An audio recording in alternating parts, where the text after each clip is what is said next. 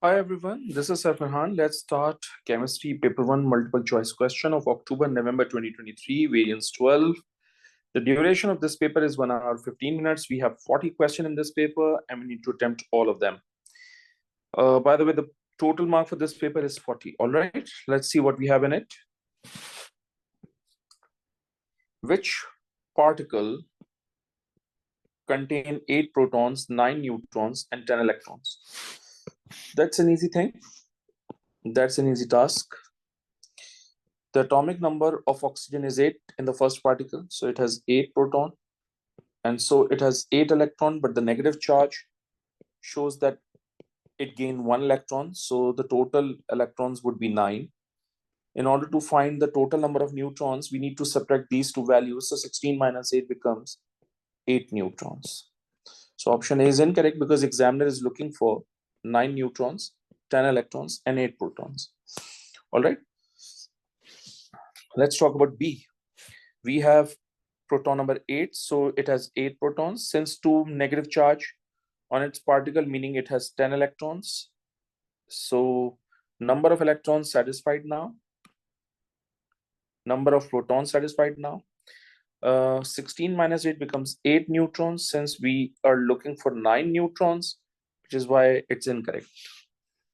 Let's talk about option C, in which oxygen has a negative charge. Since the atomic number is 8, so it has 8 proton, obviously 8 electrons as per atomic number, but the negative charge means it will gain 1 electron. So the total electron would be 9. Examiner is looking for 10 electrons, right? We have 9 electrons. Option C is also incorrect. If A, B, C options are incorrect, obviously D is going to be the right answer. How come D? Let's talk about that. Atomic number is 8, so we have 8 protons. And so we have 8 electrons, but the 2 negative charge means it will gain 2 electrons. And so you have 10 electrons. So we have 10 electrons, we have 10 electrons, we have 8 protons, we have 8 protons. Now the nucleon number in this particle is 17.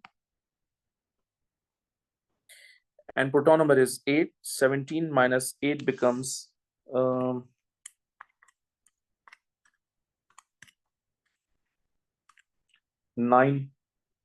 neutrons. Now 9 neutrons we are looking for. So D must be we are looking for. Okay. Question number 2. The second ionization energy of oxygen is greater than the second ionization energy of fluorine. Which factor explains this difference? Oxygen has a monopositive ion. It loses 1 electron and converting into gaseous oxygen 2 plus ion and an electron. Okay. Now the atomic number of oxygen here is 8, and since it has plus 1 charge, which means it has 8 protons and 7 electrons. Let me do the configuration here, 1s2. Let me do the spin configuration here. This is 1s2.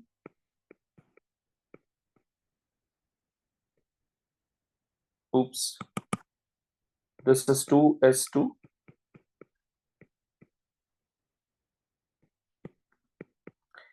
And this is 2p3. Okay. Let's talk about fluorine.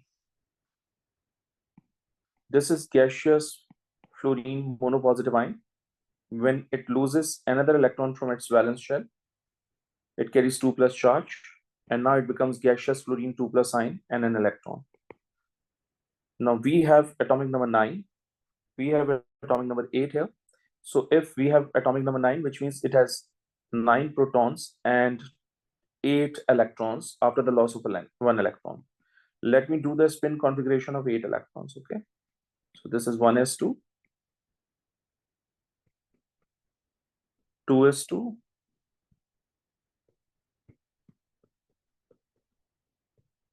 and then 2p4. Okay. Now this 2p orbital contain 1 paired electron. So it experiences spin-spin repulsion. So electron removal from fluorine ion becomes easier, right?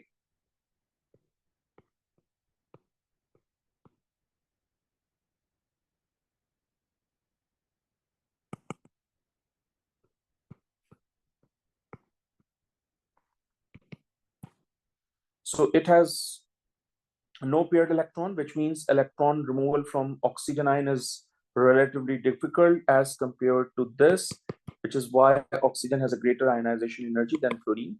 So let's talk about the options here. The atomic radius of oxygen atom is smaller than that of fluorine.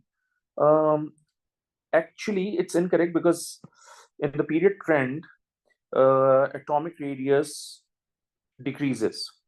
So fluorine has a smaller atomic radius than oxygen atom.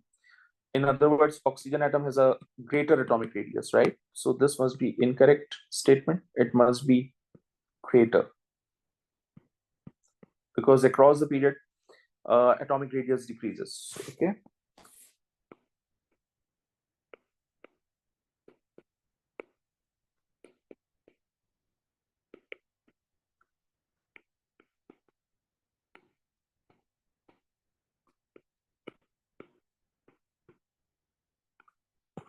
Which means fluorine has a smaller atomic radii than oxygen atom.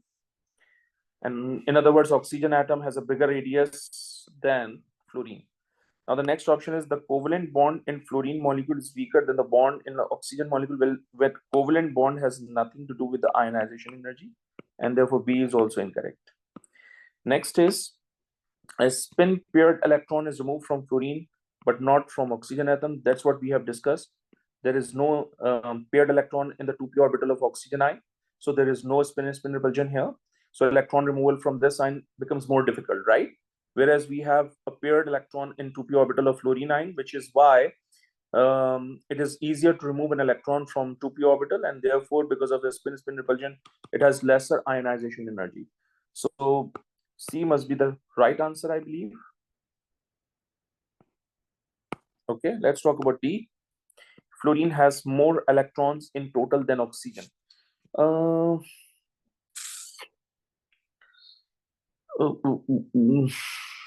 okay, this causes a greater shielding of the nuclear attraction in fluorine. By the way, across the period, shielding remains same.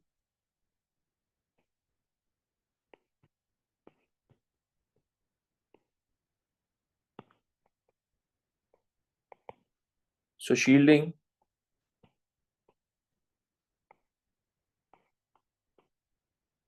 remains same. So this must be incorrect. Option D is also incorrect. Okay. Zinc reacts with concentrated nitric acid, giving 3 products only. Okay. Zinc nitrate, an oxide of nitrogen, and water. Okay. So let me write the equation first. Zinc react with concentrated nitric acid, converting into zinc nitrate,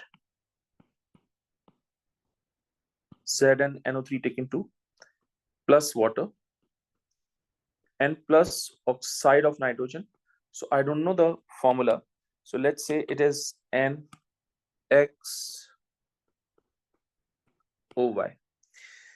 But the most important part is in this reaction, 3 moles of zinc reacting with 8 moles of nitric acid. Okay, I can't change this number of moles, right?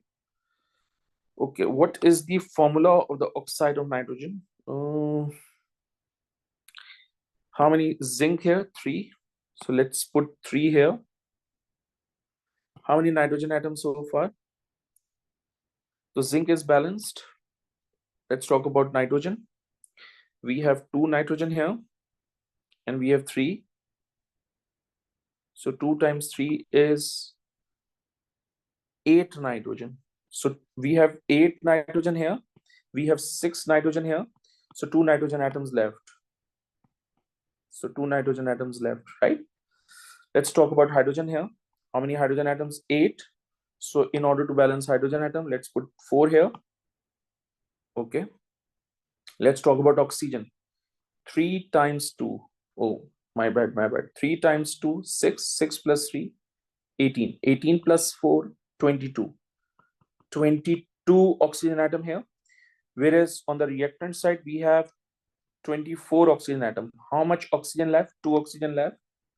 So we have 2 oxygen. So it could be N2O2, and I believe there is no as such option here. It could be NO. Oh, yes, I've got the logic. I've got the logic. So this is nitrogen, this is oxygen, 2 nitrogen left, 2 oxygen left. So if I'll take the ratio, it's going to be 1:1. So it must be NO. And obviously we have 2 nitrogen and 2 oxygen. So this must be 2NO. Okay. So this must be 2NO. The right answer is going to be B. 3.7 gram of copper carbonate. So let me find out first the moles of copper carbonate.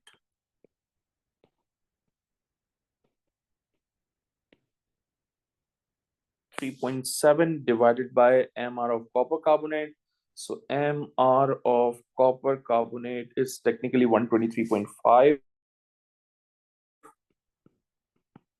So how much moles we have? 0.0300 moles. Okay. And the next is added to 25 cm cube of 2 mole per dm cube hydrochloric acid. Let me find the moles of HCl. 25 into 2.0 divided by 1000. So it's going to be how much? 0.05 moles. So since we have two different number of moles in the reaction, so we need to consider the limiting reactant. We need to find which one is limiting reactant in this question. In the next step, we need to make the balanced chemical equation. So copper carbonate is reacting with 2 moles of HCl, converting into copper to chloride, which is CuCl2, water, and carbon dioxide. Okay, so you have 1 mole, you have 2. All right. So if 0.05 moles of HCl are used, how much moles of copper carbonate is consumed? Would be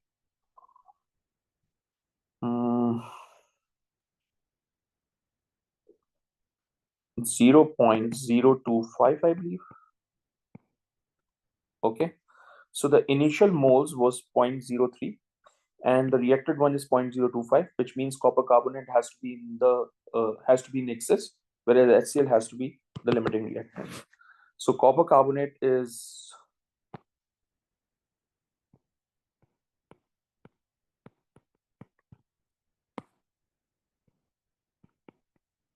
an excess amount, and this must be the limiting reactant.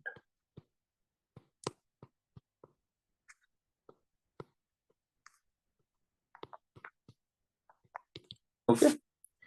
Now in the next step,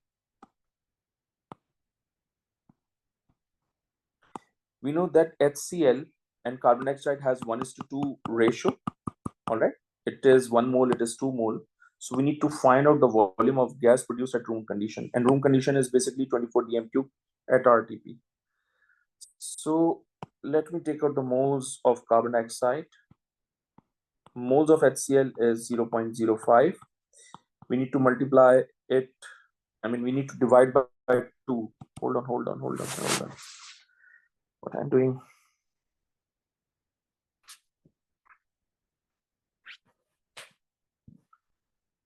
Okay, to divide by 2, you will get 0.025 moles. Okay, now we need to find out the volume of carbon dioxide.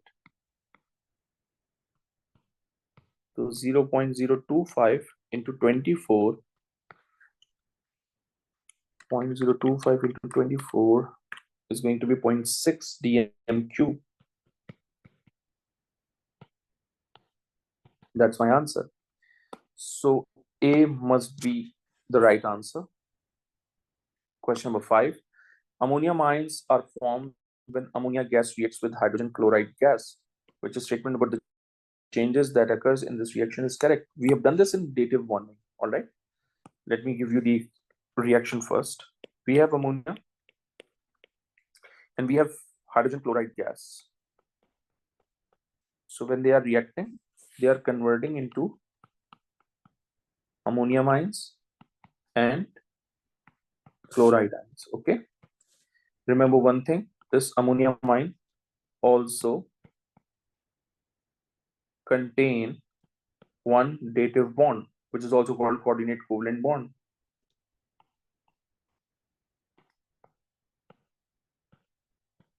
Between nitrogen and hydrogen, as we have discussed in the lecture. All right. Let me take out the hybridization and geometry and angle of ammonia before reaction. Nitrogen belongs to group 15, so it has 5 electrons. Let's distribute them. So we have 3 single bond and a lone pair. So it's going to be 4. So it must be sp3 hybridization, and then it has to be an angle of 107 degree. Let me talk about ammonia ions here. And this must be the dative one, which we have discussed in the class. All right. Nitrogen belongs to group 5, and so it has 5 valence electrons. Distribute them. 1, 2, 3, 4. This one is 5. Since this nitrogen has a positive charge, which means this electron is lost after the formation of dative bond. Remove this electron from the information. Now get the total number of bond pairs around nitrogen atom, which is 4. There would be no lone pair, so it's going to be 4 again. So hybridization is again sp3, but the angle is going to be 109.5 degree. Okay.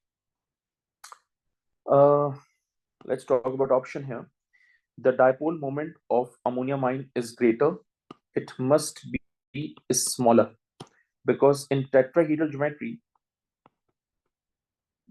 the net dipole moment cancel out with each other. There will be no net dipole because the dipole moment of each nitrogen hydrogen bond is canceling out with each other. That's what we have done in methane as well, right? That's what we have done in CCl4 as well. Even you can say that the resultant vector in ammonia, since the geometry is tetrahedral with an angle of 109.5, so in tetrahedral geometry, the resultant vector is going to be 0, which means the overall dipole should be 0. So dipole should be smaller than the dipole moment of ammonia. All right. So option A is incorrect. B, the H and H bond angle decreases when ammonia ion is formed. When ammonia ion is formed, bond angle slightly increases from 107 to 109.5 degree. So again, this must be incorrect option. Next, the hybridization of nitrogen does not change. That might be the right answer, because the hybridization in ammonia is sp3. The hybridization in ammonia ion is also sp3. So hybridization is still same during this conversion. So C must be the right answer. C must be what we are looking for. But let's talk about D. There is an electron transfer from nitrogen to chlorine. Electron transfer from nitrogen to chlorine. By the way, electron transfer from nitrogen to hydrogen, and that's how the dative bond is formed between them. But there is no electron transfer from nitrogen to chlorine. All right. So D is also incorrect. Hence, C must be the right answer.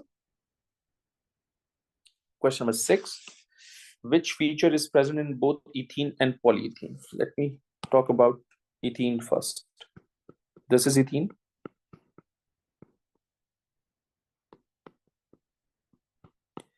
First of all, it has covalent bond. Okay. In fact, sigma bond. It has pi bond. And both the carbon are sp2 hybridized. And so both the carbon has an angle of 120 degree. When you convert it into a polymer, which is also called polyethylene, so this must be like this. Structure has to be like this. Okay. Now this contain sigma bond.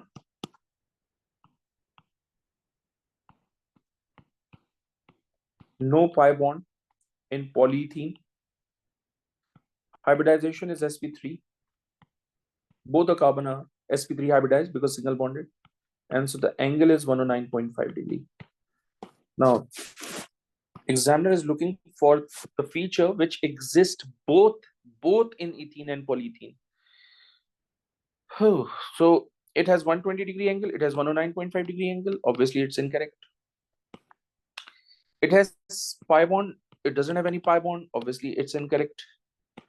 It has sigma bond, it also has sigma bond, which means C must be what we're looking for.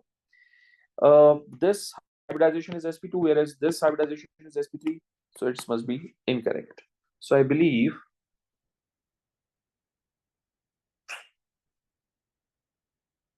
C is going to be the right answer. Okay.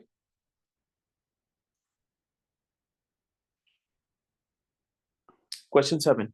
Two compounds of boron are sodium borohydride, that's a reducing agent normally used in organic chemistry, and boron trifluoride, BF3. What are the shapes of the boron hydride and boron trifluoride molecule? Let's talk about first boron trifluoride. Boron trifluoride has a formula of BF3, and borohydride has a formula of BH4 negative, because sodium is positively charged, so BH4 is technically negatively charged. Okay, so we need to check the geometry of both the molecules. First, BF3. Let me write the structure like this. Boron belongs to group 3, and so it has, 13, so it has 3 valence electrons. 1, 2, 3. Then it means around boron we have only 3 single bond, or we can say 3 bond pair. There is no lone pair around boron, so total is going to be 3. If we write 3 lines, so hybridization is going to be sp2. And according to my lecture, if we have 3 single bond and a 0 lone pair with sp2, hybridization geometry is going to be trigonal planar or trigonal planar. Okay, so trigonal planar is this, which means option A and option C are absolutely incorrect. Let me talk about BH4. Let me write the structure BH4. This is BH4, and obviously this is the dative bond. Okay, no, BH4. So this must be the dative bond in this direction. Okay, now boron has 3 valence electrons. Obviously it will gain 1 electron from the hydrogen atom, so the dative bond is formed between them. So around boron there is no lone pair, and we have only 4 single bond. Okay, so hybridization is going to be sp3, and so if the hybridization is sp3 with 4 single bond and a 0 lone pair, the geometry is going to be tetrahedral. So this must be tetrahedral, and this must be tetrahedral. So option D is going to be the right answer. Okay. Question number 8.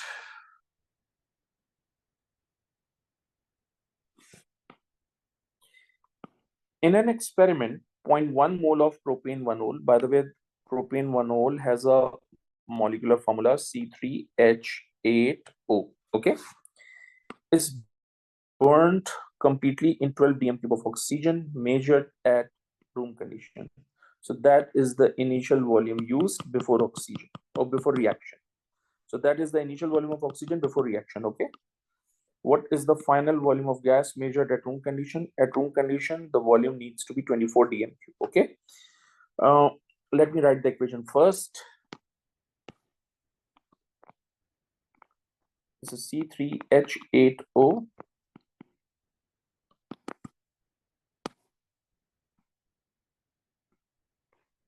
It's reacting with oxygen, converting into carbon dioxide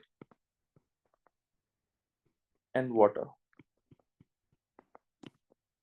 So we have 3 carbon and we have 8 hydrogen atoms. So it's all right. The balancing is fine. Let me balance the oxygen atom here. 3 times 2, 6, 6 plus 4, 10. We have already 1 oxygen. So in order to make 10, need to make it into 4.5. Okay. So this must be 9 upon 2 or 4.5 is the same thing. We have 1 mole here. We have 4.5 mole here. If 0.1 mole is given in the question paper, so the moles of oxygen must be 0.1 into 4.5 is going to be 0.45 moles. All right. So if moles of oxygen is 0.45, I can find the volume. This is my first step. My second step is volume of oxygen used. So 0.45 into 24 dm³ into 24 is going to be 10.8 dm³. So the total volume is 12, in which 10.8 has been reacted. So the remaining volume is going to be 1.2 dm³. So 1.2 dm³ will remain or unused during the reaction. And that's the calculation about oxygen. Now we have carbon dioxide is a gas, water is a liquid at room temperature and condition, which means we need to consider the propanol and carbon dioxide relationship also. Let me change the color. Now propanol, which is C3H8O, and carbon dioxide has 1:3 ratio. If we have 0.1 mole, how about the moles of carbon dioxide in this case? Moles of carbon dioxide, 0.1 into 3 is going to be 0.3. Let me take out the volume of carbon dioxide.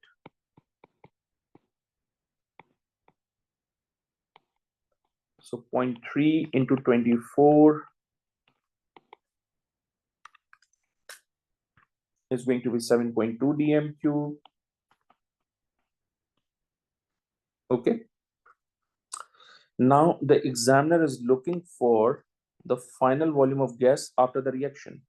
So the final volume, VF, final volume would be 7.2 dm³ of carbon dioxide and 1.2 dm³ of unreacted oxygen. So it's going to be 8.4 dm³ of gas will remain after the reaction. So 8.4 is basically B is going to be the right answer. That's a very technical question, by the way, right? That's not an easy question, but I still remember that we have discussed this sort of question in the topical booklet, all right, in the topical past paper or even in the moles calculation. Let's talk about question number 9. At a temperature of 2500 Kelvin, so temperature is given, and a pressure of 1 into 10 to the power 4 Pascal. Pressure is given, mass of sulfur vapor is given, has a volume of this is given in meter cube. What is the molecular formula of sulfur under these conditions? So we need to apply general gas equation, which is PV equals to nRT. We know that moles is basically mass upon mR. We need to find out the mR. So it's mRT upon PV. Let me arrange the values. Mass of sulfur vapor is 0.321. Value of R is fixed for all gases, which is 8.31. It's given in the constants table. Temperature is 2500 Kelvin divided by pressure, which is basically 1.00 into 10 to the power minus 4 into volume is 2.08 into 10 to the power 6. So MR from this is going to be 32.1. So 32.1 is the MR or AR of a sulfur vapor. So 32.1, this will not give you 32.1, this will not give you 32.1. Obviously, this option is incorrect, this one and this one. The right answer is going to be an A, because the relative atomic mass of sulfur is 32.1. Okay.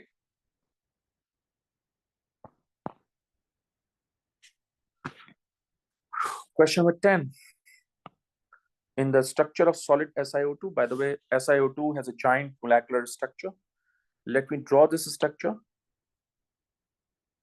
This is silicon, oxygen,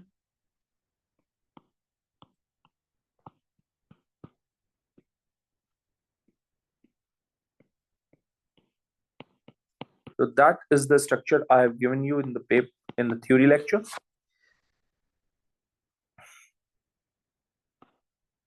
Each silicon atom is bonded to X oxygen atom. How many oxygen atom?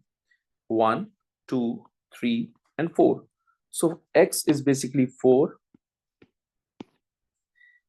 Each oxygen atom is bonded to Y silicon atom. So Y silicon atom. Each oxygen atom is bonded to 2 silicon atom. Each oxygen atom is bonded to 2 silicon atom. Each oxygen atom is bonded to 2 silicon atom. So Y must be 2.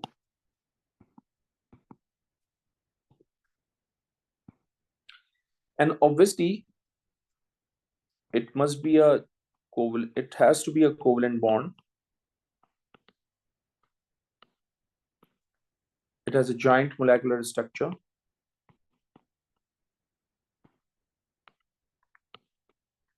Okay.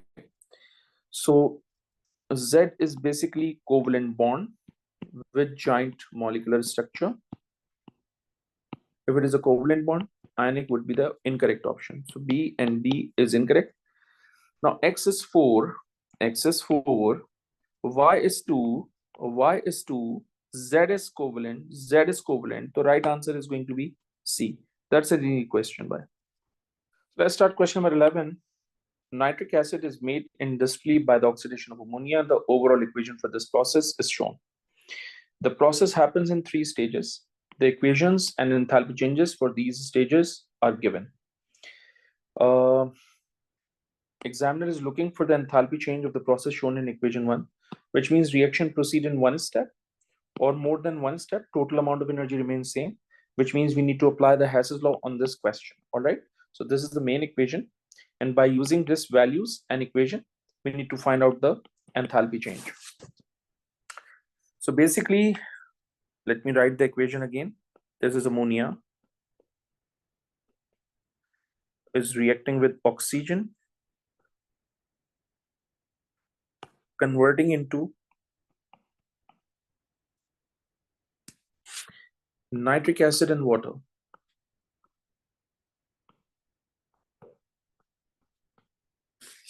So we need to find out the enthalpy change of reaction for this equation, okay? Now in the first step, ammonia is converting into NO. So when ammonia is converting into NO, obviously we need to divide this value by 4 because we have 1 mole here and we have 4 mole here, right? So obviously we need to quarter this value, okay? So it's going to be minus 904 divided by 4. So 904 divided by 4 is basically the delta H1 for this reaction. And its value is going to be minus 226. Now in the second step, NO is converting into NO2. So when NO is converting into NO2, obviously,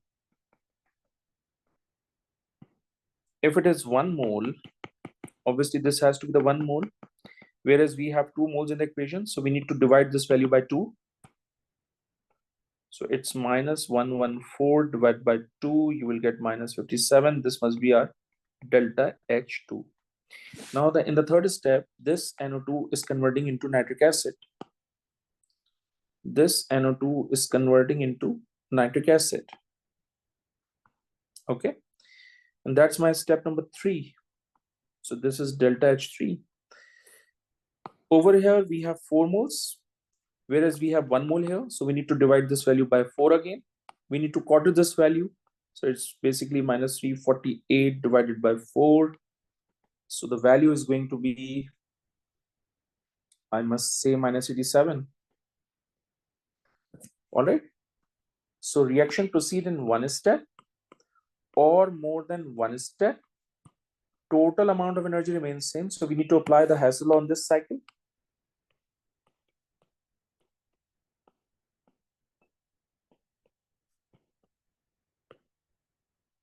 So it's delta HR equals to delta H1 plus delta H2 and plus delta H3. Delta H1 is minus 226 plus minus 57 plus minus 87. So delta HR is going to be minus 370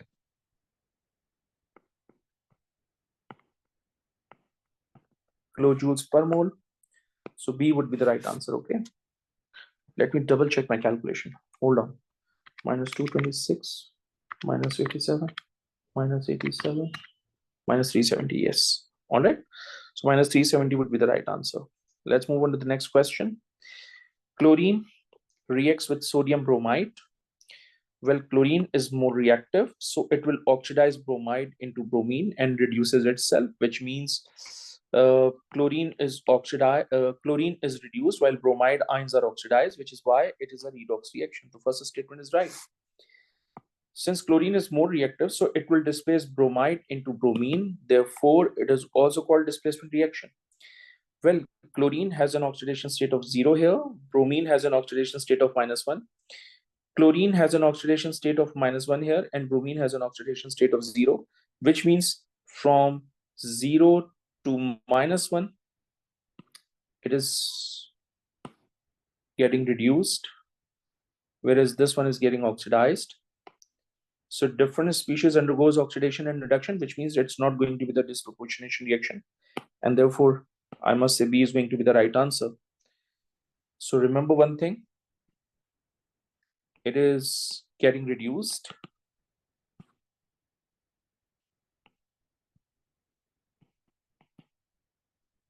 And it is getting oxidized. So different species undergoes oxidation and reduction, which is why it is not disproportionation. Disproportionation is technically a term which is used only for a single species which is simultaneously oxidized and reduced. Okay. Question number 13. That's a very famous reaction. Equation for the reaction between aqueous copper ions and aqueous iodide ions is as follows. What is the change in oxidation state of copper? That's very, very easy. The oxidation state of copper here is straight away 2 plus. This is called copper 1 iodide. If iodine has -1 charge, copper obviously in this compound has to be +1.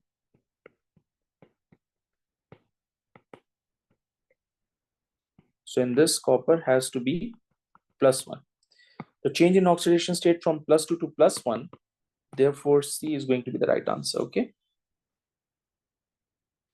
Okay, question number 14. A mixture of the three gases, oxygen, nitrogen, and argon, is at a total pressure of 500 kilopascal. The PT, total pressure, is 500. There is a total moles of the gas in the mixture is 1.2. Okay. If oxygen gas alone occupied the entire volume of the mixture, it would exert a pressure of 150 kilopascal. By the way, it is the partial pressure of oxygen. Okay.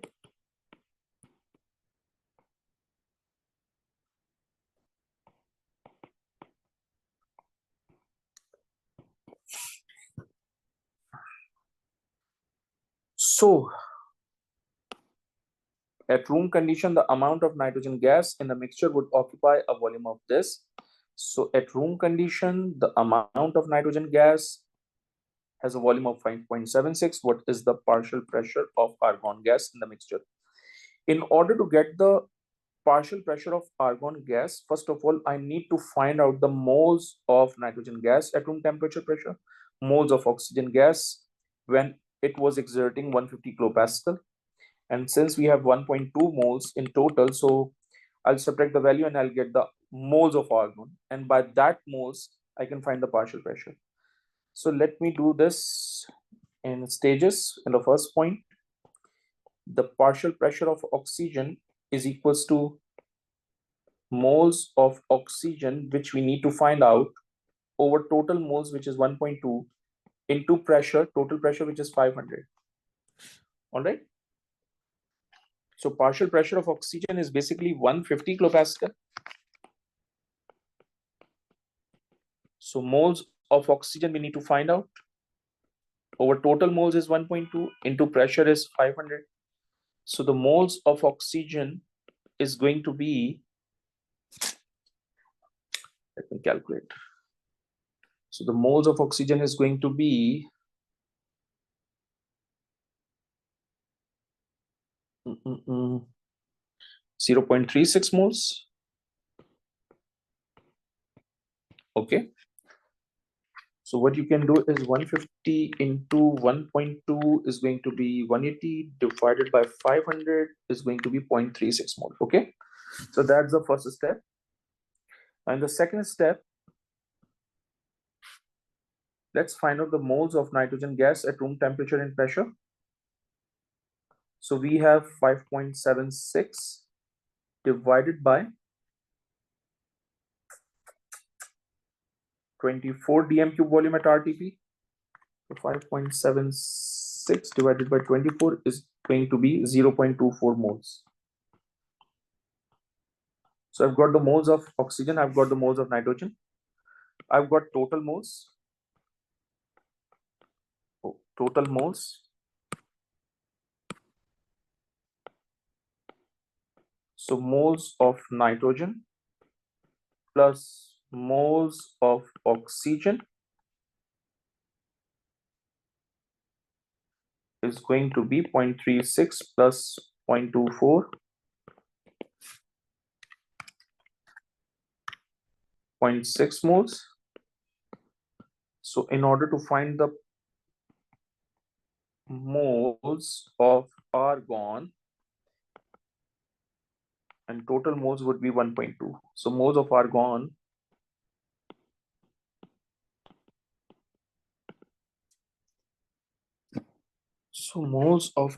would be how much? 0.6 moles. Okay.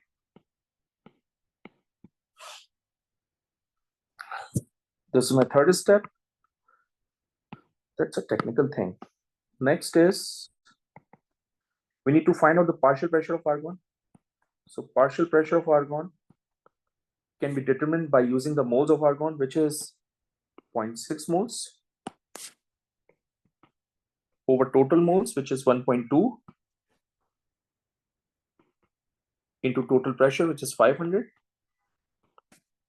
So basically 0.6 divided by 1.2 is going to be 0.5 into 500 is going to be 250. So partial pressure of argon is going to be 250 kilopascal. All right. So right answer is going to be C. Question number 15. 0.2 moles of sulfur dioxide and 0.2 moles of oxygen are placed in a 1 dm cube sealed container. So first of all, let me write the equation again. This is sulfur dioxide. This is oxygen gas converting into sulfur trioxide gas.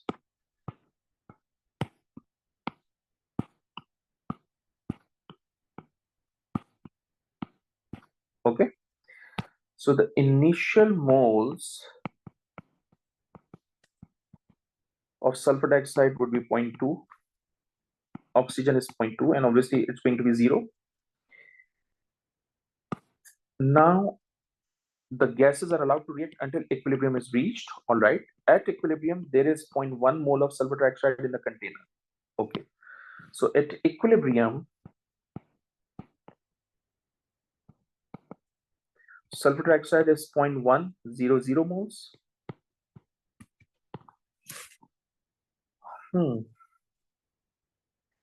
Since both these has same ratio, so if 0.100 moles are formed, obviously 0.100 moles would have been reacted from sulfur dioxide.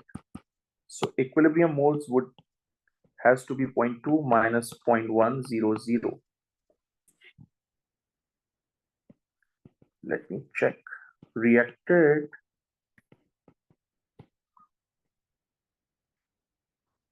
moles for sulfur dioxide. Initially we have 2 moles, 0.100 moles has been reacted. So moles at equilibrium would be, wait, I'm doing right? Yes, moles of equilibrium would be, hold on, 0.2 minus 0.100 is going to be 0.1 moles at equilibrium. Now look, sulfur dioxide and oxygen has 2:1 ka ratio. Now sulfur dioxide and oxygen has 2:1 ratio. So if 0.100 moles have been reacted from sulfur dioxide, how much moles of oxygen has been used during the reaction or have been reacted during the reaction? 0.1 divided by 2, obviously it's going to be 0.05 moles reacted. So if initially we have 0.2 moles and from this 0.05 moles have been reacted, so moles present at equilibrium would be 0.2 minus answer is going to be 0.15.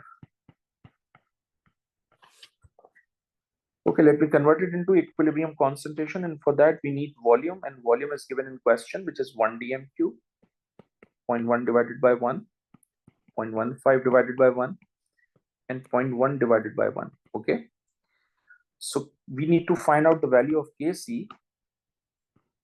So Kc equals to concentration of product, which is 0.1.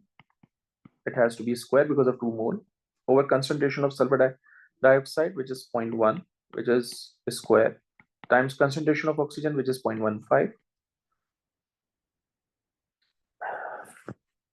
So Kc is how much? 1 divided by 0.15. So Kc is going to be 6.66 into, oh, that's 6.66. All right. So 6.666. So it should be 6.67 mole per dm cube. So I believe 6.67 D is going to be the right answer. Okay. So let's start question number 16. The decomposition of hydrogen peroxide in the presence of MnO2 produces water and oxygen gas. Okay. Obviously, this MnO2 is acting as a catalyst in this case.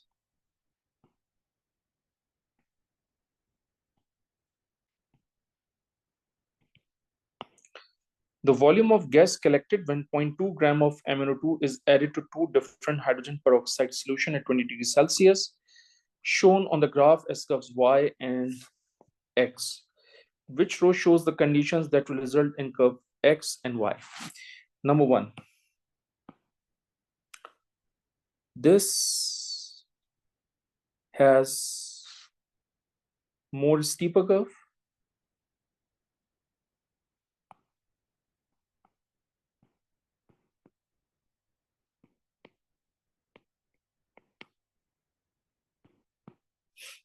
More faster. That means Y has higher rate of reaction.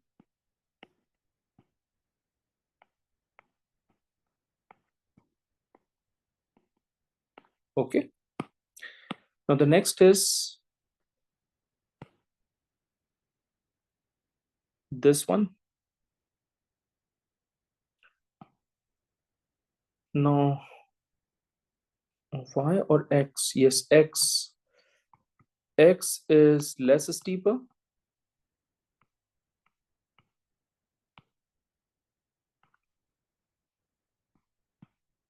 Slower reaction.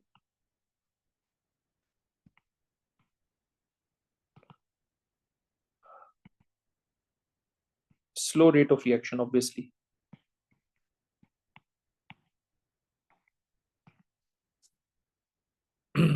we have different composition of volume, concentration, and forms of MnO2. So this is concentration, this is volume. Take out the number of moles. 0.1 into 50 divided by 1000, you will get 5 into 10 to the power minus 3 moles. 25 into 0.2 divided by 1000, 5 into 10 to the power minus 3 moles. 50 into 0.1 divided by 1000 is going to be 5 into 10 to the power minus 3 moles.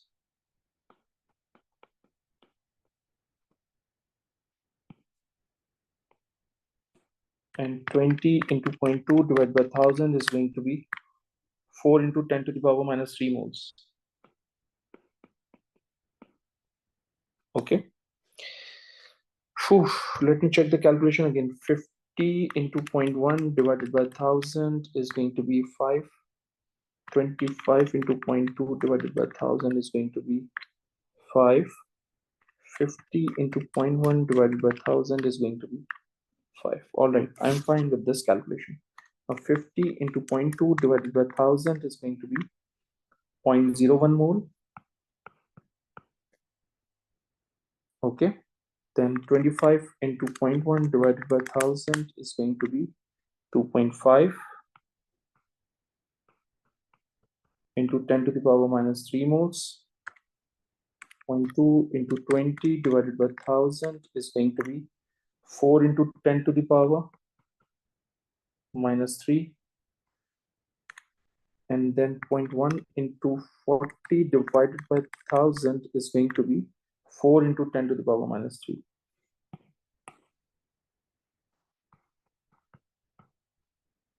All right. See, Y has a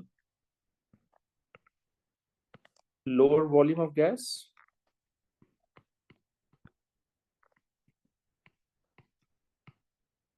where X has a greater volume of X or greater volume of gas,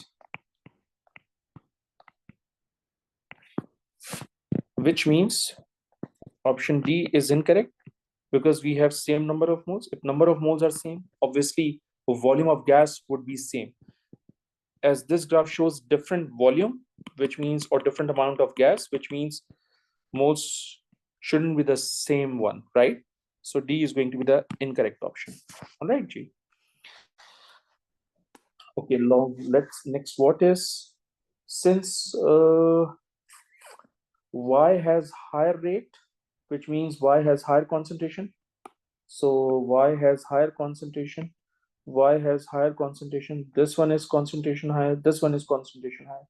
Also, this has to be in powder form. This has to be powder form, which means concentration is higher, rate of reaction is higher. Powder form has more surface area than lumps, which means obviously rate of reaction must be lower. So B and D must be the incorrect option, as MnO2 has to be in lumps form, and in lumps there is a small surface area, and so they cannot, and so the rate of reaction must be lower, right? Whew.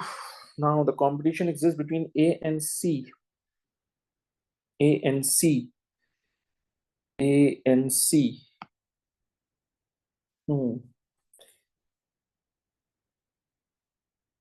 volume of X is higher, which means moles of X should be higher. Moles of X should be higher. Moles of X should be higher. Moles of X should be higher. Moles of X should be higher. And moles of Y should be lower. Moles of Y should be lower. So that means um,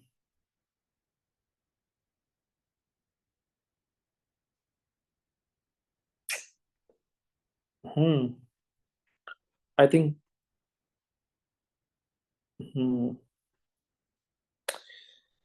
if moles is higher, then it means volume of gas is also higher. Hence proved. If moles is lower, volume of gas is lower. Hence proved. Second thing is, this one has a higher concentration, so its initial rate is higher. This one has a lower concentration, which means its initial rate is lower.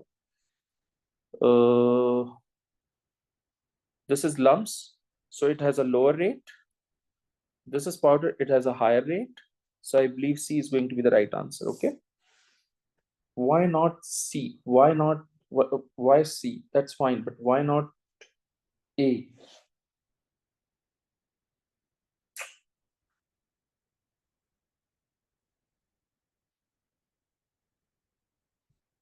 Oh yes. Oh yes. Y is also incorrect. I got the point. Because see, you have more moles, which means you will get more volume of water in this case. Whereas graph shows that X has more volume, right? So this must be incorrect because of the fact that it has more moles. So it will give you more volume. It will give you more volume of gas, and that's not the correct reason because X has more volume than Y. All right. So C is going to be the right answer. Next question is 17. The diagram shows a gas syringe with a free moving piston. The syringe contains gaseous hydrogen iodide at equilibrium. 3 changes are listed. Okay, if 3 changes are listed, then what is the best thing? First of all, it has 2 moles. It has 2 moles. So number of moles in the equilibrium reaction is okay, is same. By the way, at equilibrium, rate of forward is always equals to rate of backward. That's dynamic equilibrium or equilibrium. Now let's talk about the statement 3. Decreasing the volume by pushing the piston to the left. Decreasing the volume. Well, according to Boyle's law, volume is inversely proportional to pressure. So if volume decreases, pressure must be increases. And if pressure increases, obviously collision frequency increases in a unit time.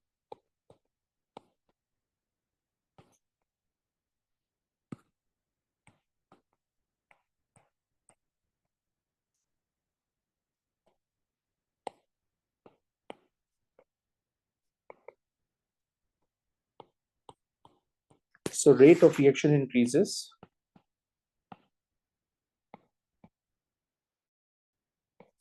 All right. But the problem is the position of equilibrium will remain same as we have same number of moles on both the sides.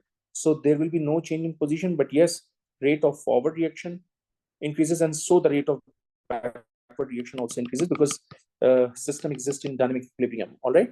So from my perspective, third is right.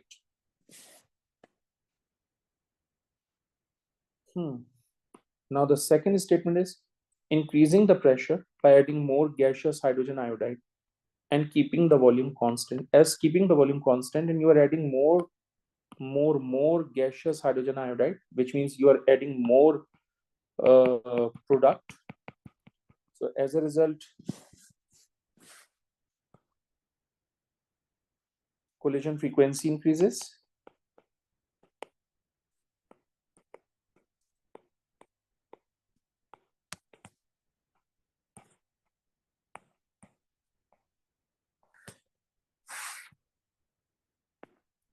And obviously rate of reaction also increases.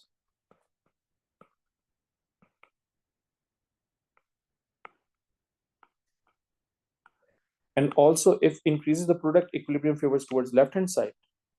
That means second option is correct. So obviously A option is incorrect, B option is incorrect because third is correct. If third option is correct, obviously A and B are the wrong choices. Now 2 and 3 are the correct ones, which means 1 and 3 is also incorrect, and therefore D is going to be the right answer. Why 1 is incorrect? Let me discuss. increasing the total pressure by adding an inert gas and keeping the volume constant. As the volume is constant and you are adding just an inert gas, so inert gas is basically the unreactive gas. Since it is unreactive, obviously it cannot react in the reaction. Unreactive gas cannot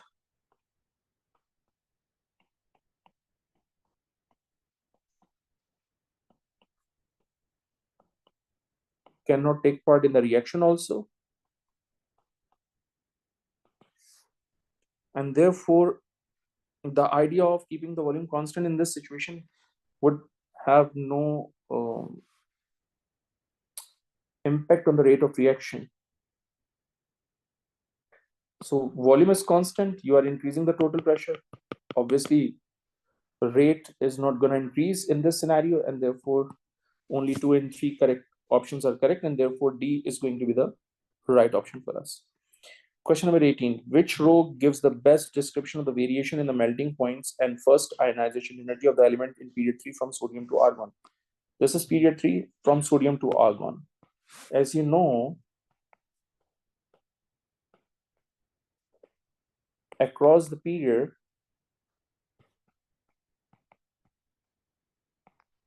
atomic size decreases,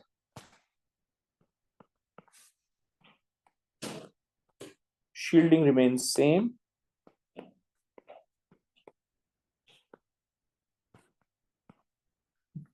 nuclear charge increases,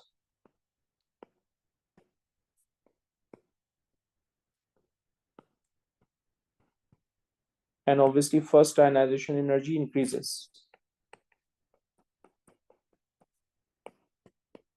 Okay. So generally first ionization energy increases. So that means A and C options are incorrect. Let's talk about the melting point of period 3 element, that is from sodium to argon. We have discussed this in class. I've given you the sketch if you remember.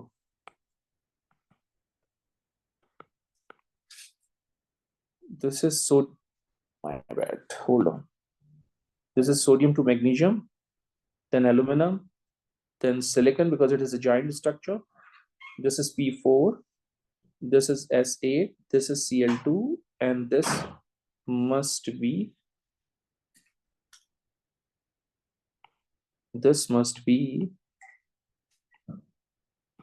argon. Okay. So this is aluminum, magnesium, sodium, silicon, P4, S8, Cl2, argon.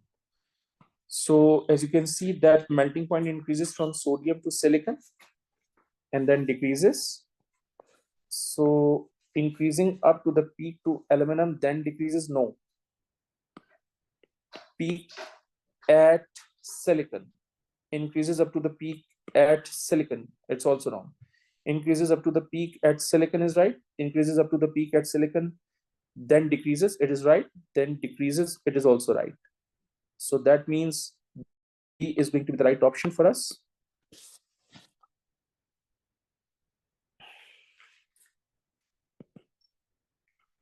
Question number 19. X and Y are atoms of different elements in period 3 of the periodic table. Neither X nor Y is argon. X is a non-metal. X has greater atomic radius than Y, which statement is correct. Okay. So basically, X and Y are atoms of different elements in period 3. Neither X nor Y is argon, which means these two elements do not belong to noble gases. So period 3 elements are atoms of different elements. So an X is a non-metal.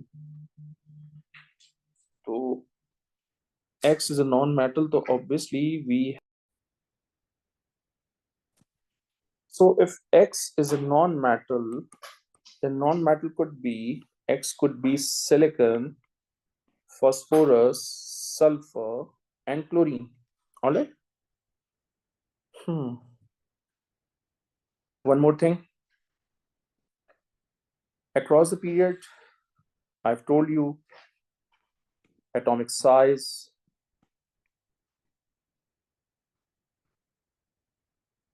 decreases due to the increase in nuclear charge. So option is incorrect. Cannot have more because they are found in same period of the periodic table, which means they have same number of occupied shells.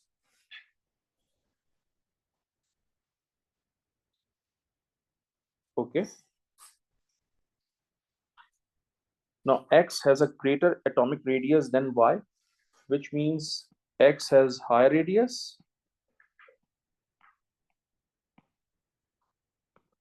and Y must be lower radius. So if X has high radius, then its atomic number is lower because it exists on the far left, on the left hand side in the periodic table. It has to be on the right hand side in the periodic table. So less atomic number, more atomic number. Okay. So the question is, X has more protons in each atom than Y. Since X has a smaller atomic number,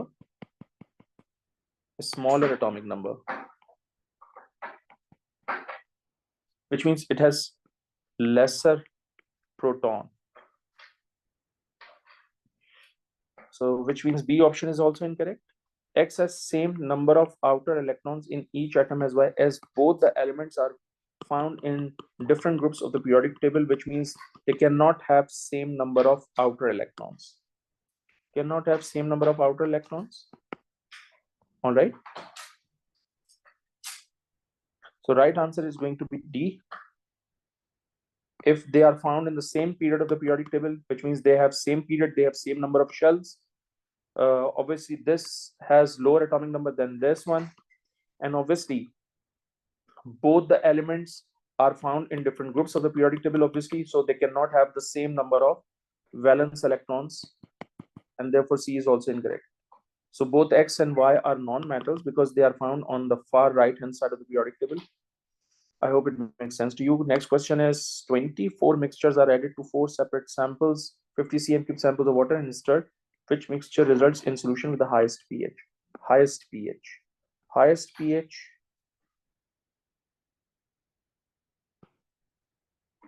Highest pH could be greater than 7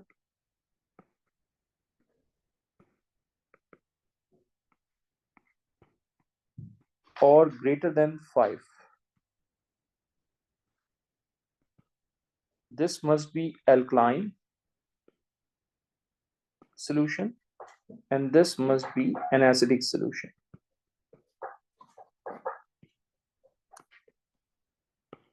Okay. Whew. Aluminum oxide is insoluble in water. So it has a neutral pH of 7. Silicon dioxide is also insoluble in water. So it has a neutral pH of 7.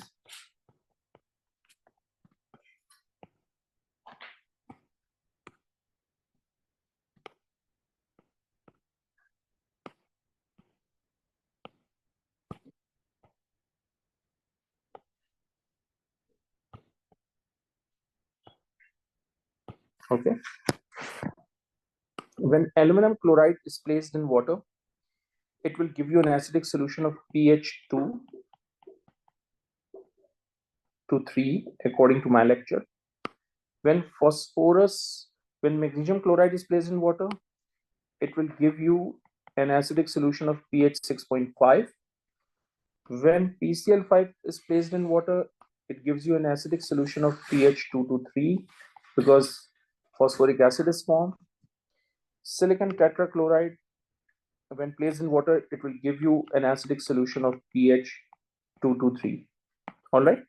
So 2 to 3 pH here, and so we are looking for the highest pH and they are the lowest pH, which means option A is incorrect. Option C is incorrect. Option D is also incorrect. The right answer is going to be B, because we are looking for the higher pH. So this must be the higher pH as compared to this one. Let's talk about magnesium oxide here. Magnesium oxide, when dissolved in water, it will give you an alkaline solution of pH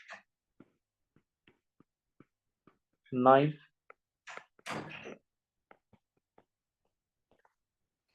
Phosphorus oxide, when placed in water, it will give you an acidic solution of pH 2 to 3.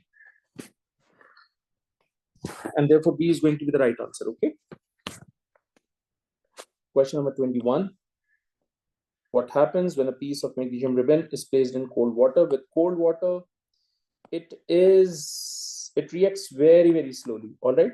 So if it reacts slowly, then obviously rigorous effervescence cannot be seen. Slow effervescence must be observed. So A is going to be the incorrect option. So bubbles of gas given off very slowly with magnesium. That's what we have done in the class. So this is going to be the correct option. Let's talk about magnesium floats on the surface of water. Magnesium cannot float on the surface of water. Only group 1 elements floats on the surface of water.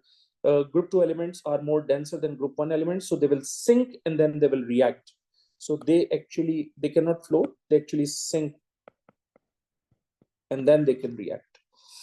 So magnesium glows and white solid is produced. Magnesium glows only when you treat it with oxygen.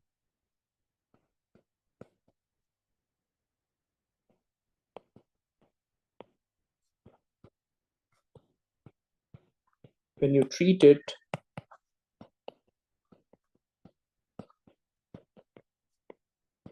with oxygen, okay? And since we are using cold water, so obviously we cannot see any sort of glow during the reaction. So D option is also incorrect. And therefore B is going to be the correct option we are looking for, okay? So let's start question number 22. The table gives some data for compound of the 2 elements from group 2 of the periodic table. So one element is calcium and the other one is represented by Z. All right, the temperature decomposition and the temperature decomposition of this element is missing. Oh, what is the data actually? Solubility of sulfate is given, solubility of hydroxide is given. Okay, okay. Now, first thing is, I can see that very, very clearly that this value is greater and this value is lower, which means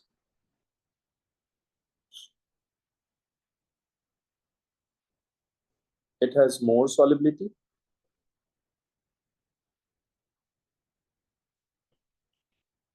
and it has less solubility.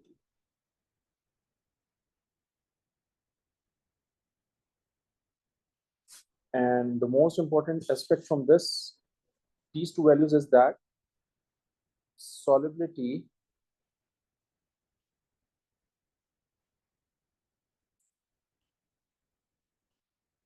of group 2 hydroxides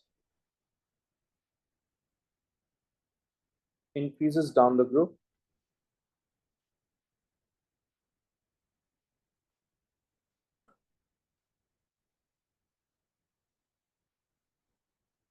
and from this I conclude that Z hydroxide is less soluble than calcium hydroxide. This means Z must be above calcium in the periodic table. So it could be magnesium or it could be beryllium.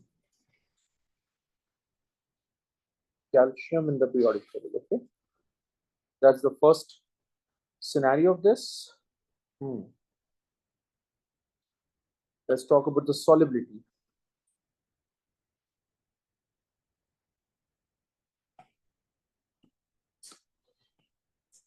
Down the group,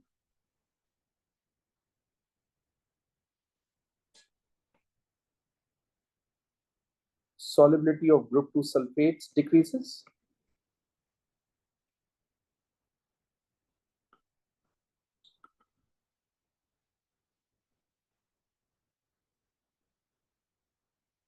And since Z is above calcium in the periodic table, which means Z sulfate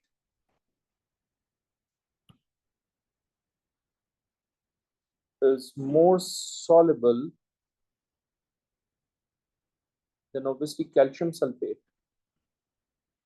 If calcium sulfate has a solubility of -3, which means the zinc sulfate solubility should be greater than -3.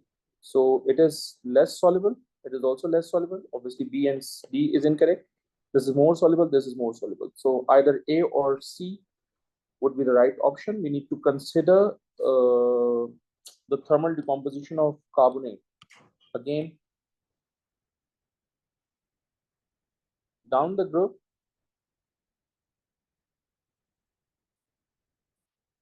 thermal stability increases.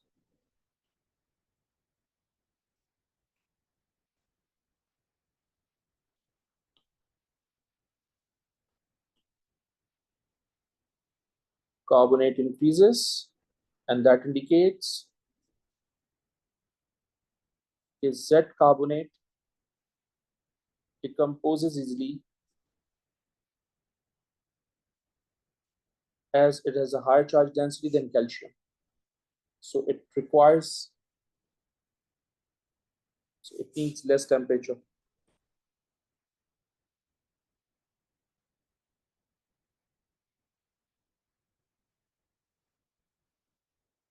So this must be the least temperature, and this could be the high temperature. So right answer is going to be an A. Okay. So this is the highest temperature, cannot be the answer. This is the highest temperature, cannot be the answer. So C is wrong, D is wrong, B is wrong. Correct option is A. Question 23. Q is a mixture of two compounds of group 2 elements. Q undergoes thermal decomposition to produce a white solid and only two gaseous products. By the way, this is a very powerful statement. Two gaseous products only. One of the gaseous products relights a glowing splinter that indicates one of the gaseous products should be oxygen. All right. Option A is incorrect because calcium carbonate produces only carbon dioxide. So that is the only gas uh, is obtained from thermal decomposition of calcium carbonate, whereas as per examiner, we need two gaseous products. So A is incorrect. Obviously, D is also incorrect because we are not getting any sort of product, gaseous product from the decomposition. And obviously, magnesium oxide and calcium oxide cannot decompose on heating and therefore cannot produce any gaseous product, and therefore D is incorrect. Now, competition exists between B and C, and obviously, you know that calcium nitrate and magnesium nitrate, when decomposes on heating, you will get nitrogen dioxide and oxygen. So let's suppose for this, if I'll take MnO3 taking 2 as a general formula, and if it decomposes on heating, you will get nitrogen dioxide and oxygen gas relights a glowing splinter. These are the only two gases obtained through either this, either the decomposition of calcium nitrate or magnesium nitrate. But we will get these two products only, gaseous products. So I must say C is going to be the right answer. Why can't it be B? Well, calcium nitrate gives you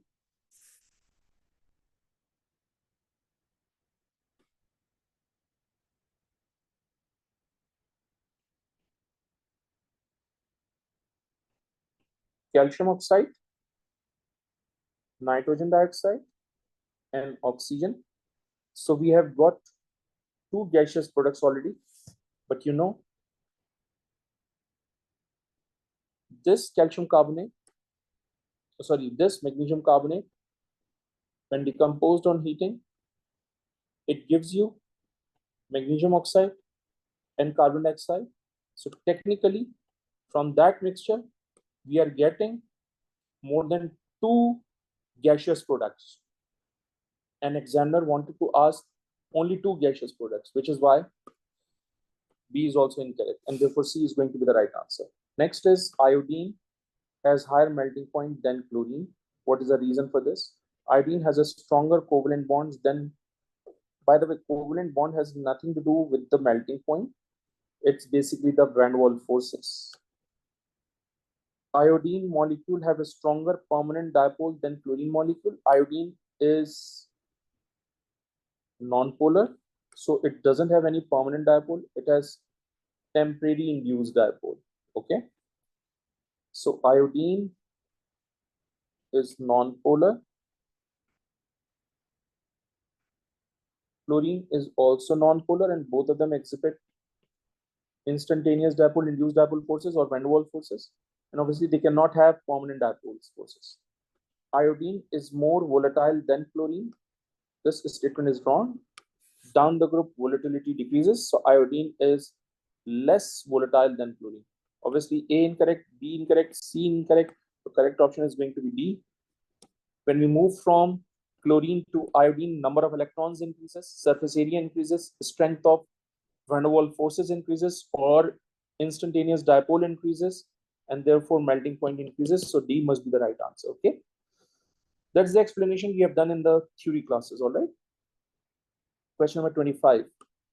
When concentrated sulfuric acid is added to solid sodium chloride, HCl is formed but not Cl2, which means concentrated H2SO4 is a weaker oxidizing agent than chlorine. Weaker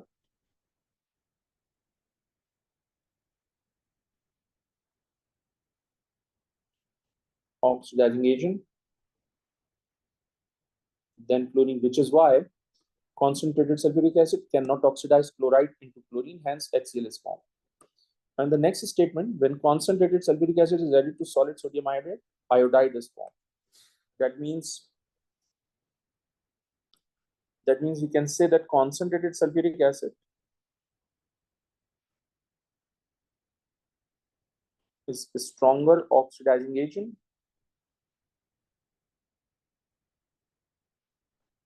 than iodine. That might be one of the reasons. Or we can say that iodide ions are a stronger reducing agent. We can say that chloride is a weaker reducing agent, whereas iodide is a stronger reducing agent.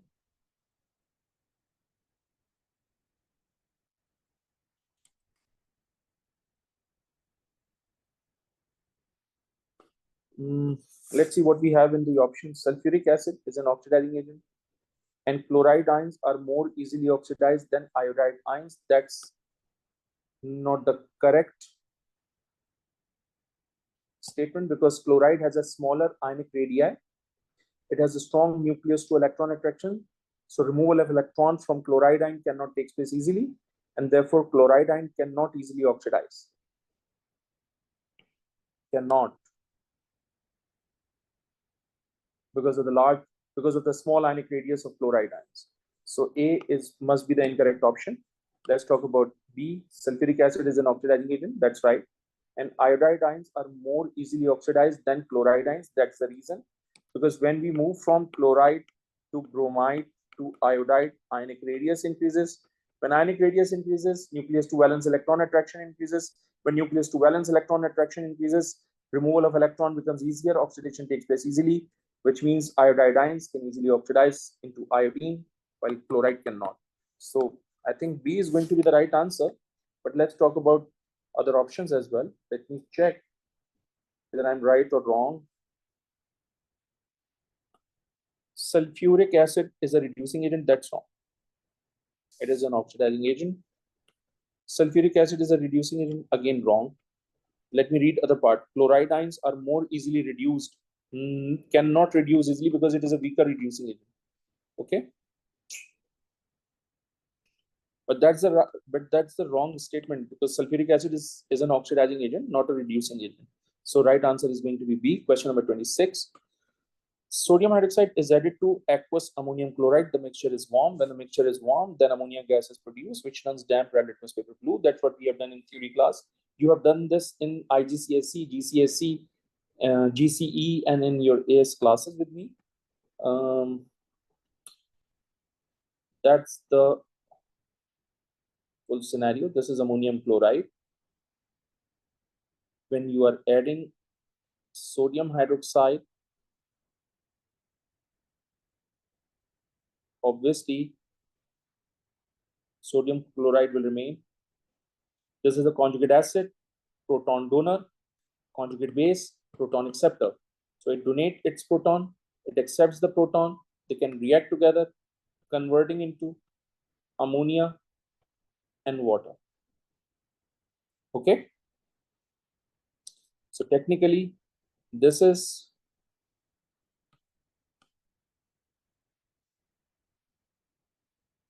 proton donor because they are conjugate acids. And this is technically proton acceptors. And that's why the reaction takes place between these two species. And so you will get ammonia and water, whereas sodium chloride combined with each other to give sodium chloride as it is. Oof. And because of the formation of this ammonia, it changes damp red newspaper into blue. Which row is correct? Behavior of the ammonia mine in ammonium chloride. I've told you it's a conjugate acid, so it is a proton donor. Conjugate acid, proton donor, also called Bronsted-Lowry acid, because all proton donors are Bronsted-Lowry acid.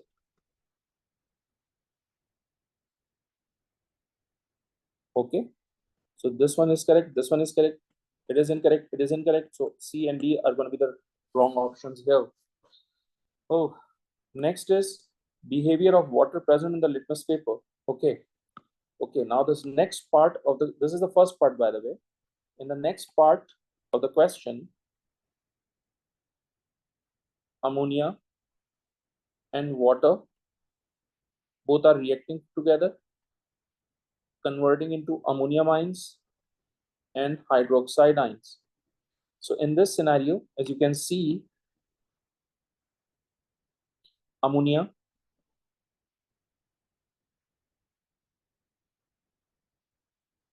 accepts proton,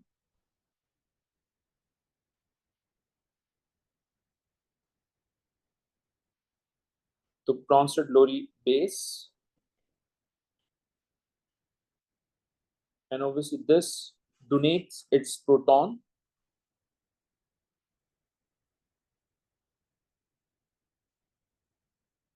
If it is proton donor, must be Bronsted-Lowry acid. So in this reaction, ammonia mines as a Bronsted-Lowry acid. In this reaction, water also acting as a proton donor, that is Bronsted-Lowry acid. So Bronsted-Lowry acid, Bronsted-Lowry acid. The right answer is going to be B. That's a technical question, by the way. Artemisinin is a powerful anti-malarial drug. This is the structure of the anti-malarial drug. How many chiral centers are there in each molecule of artemisinin? Okay. By the way, this is CH2. This is also CH2, CH2, CH2.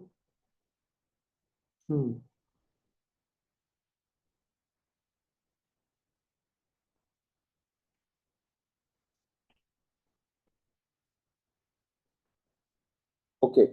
So first of all, 3 similar hydrogen cannot be chiral. 2 similar hydrogen cannot be chiral, cannot be chiral, cannot be chiral. This one is not chiral, this one is not chiral. This one is not chiral. This is double bonded carbon atom, not chiral. How many carbon atoms left now? So we have how many carbon atoms? We have first carbon,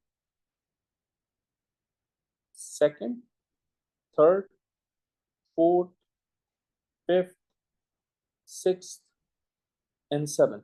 So these are the 7 carbon atoms which are chiral, I must say, and therefore C is going to be the right answer. Okay. Question 28. Which row shows the correct name and classification of the halogenoalkane shown? Let me write the structure for this halogenoalkane.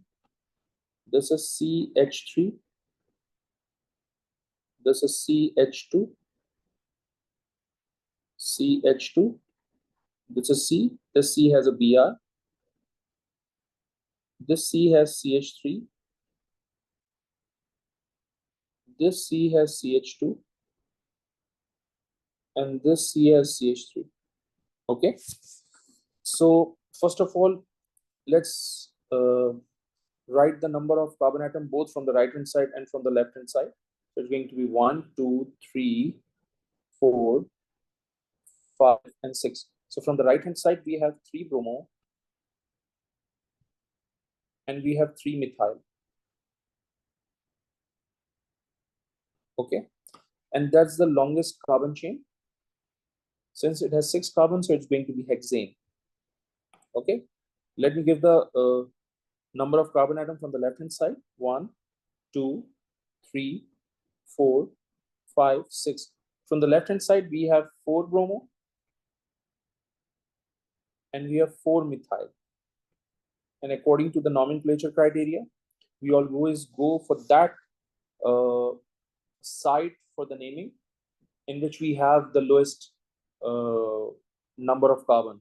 So I will go for the right hand side criteria because it has 3rd carbon, whereas this one has 4th carbon. So I'll go with the 3rd one, okay? Because we need to choose the lowest value of the carbon atom, lowest number of carbon atom.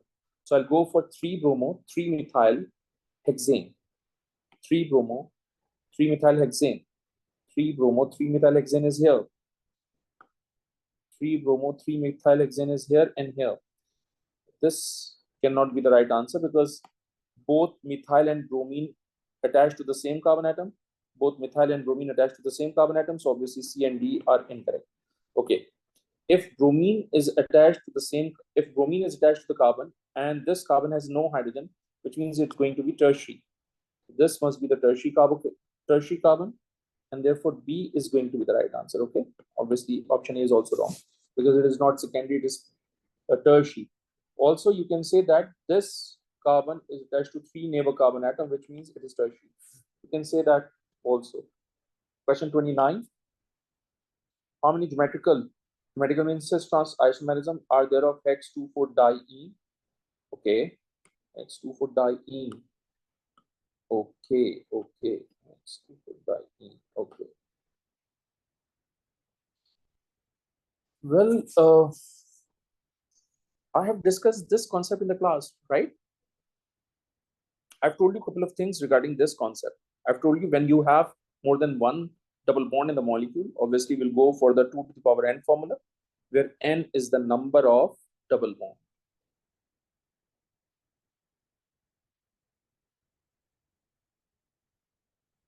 So technically we have 2 double bond. So obviously 4 is going to be the right option for us. But one more thing, I've told you in the class that you need to check whether the molecule is symmetrical or not. Look, from here to here and from here to here, the molecule is symmetrical. So it has symmetrical alkene, symmetrical molecule. Since the molecule is symmetrical, which means the total number of isomers would be 3, not 4, because we need to subtract 1 from the total number because that, why, let me, wait, hold on. Hang on. So total number of isomers, according to my concept, is going to be 4. But since the molecule is symmetrical, because both of the side is same, which means I need to subtract 1 from the total number according to my lecture. So if I'll subtract 1 from the total, you will get 3. And obviously 3 is going to be the right answer. That's a shortcut technique. But let's talk about why I'm doing this. Why are we subtracting 1 from the total? So for that, we need to go for the working. Okay. Look at the working. This is C double bond C. And then C double bond C.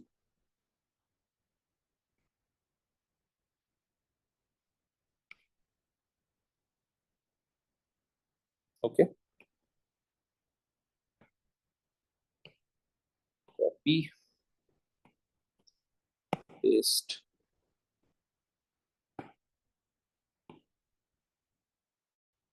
Oh my goodness, I'm running out of space actually. There's a lot of working.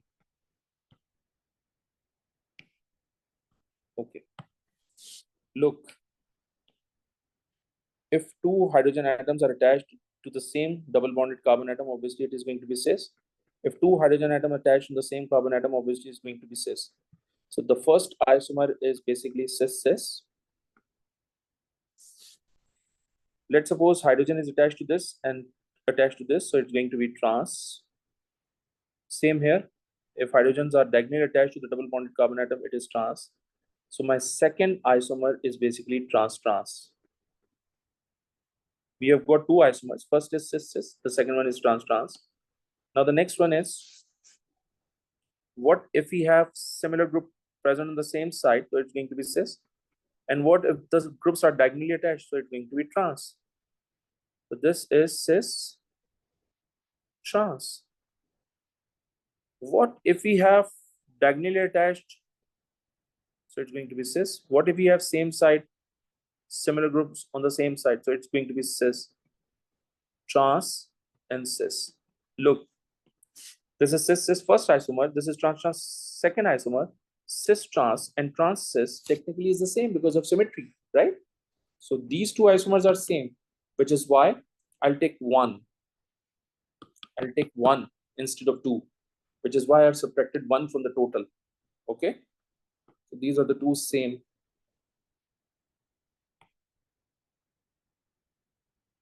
isomers. So this one is first isomer. This one is second isomer. This one is third, and this one is fourth. Obviously, third and fourth are same, so we will consider them as one isomer. And in total, we have three, and therefore C is going to be the right answer. I hope it makes sense to you now. Question number 30, guys. The structure of compound X is shown. Compound X has double bond between the carbon atom. It's going to be an alkene. Alkene undergoes electrophilic addition reaction. So 1 mole of compound X reacts completely with 2 mole of HBr. Obviously, if 2 moles of HBr are formed, what is the structure of the major product of this reaction? Major product always obtained through stability of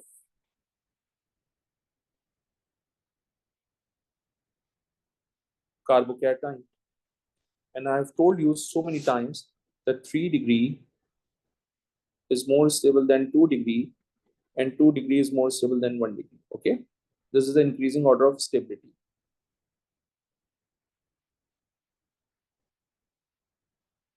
So for every option we need to work on, and it's going to be very, very tough for us. It requires a lot of time. So I'll go for the shortcut technique. In shortcut technique, what are we doing? I'm doing, let's suppose I'll remove this bromine from here. So let's suppose this is positively charged. Bromine is a negatively charged particle. Bromide ion is a negatively charged particle. Obviously, bromide ions attached to the attached to the electrophile. So this carbon must be the electrophile, which is why bromine is attached to this carbon. Same here. Remove bromine from this and apply a positive charge on it. Now, from my perspective, if carbon carries positive charge and it has no hydrogen, or it is attached to 3 neighbor carbon atom, which means it's going to be tertiary carbocation. So this carbocation is 3 degree.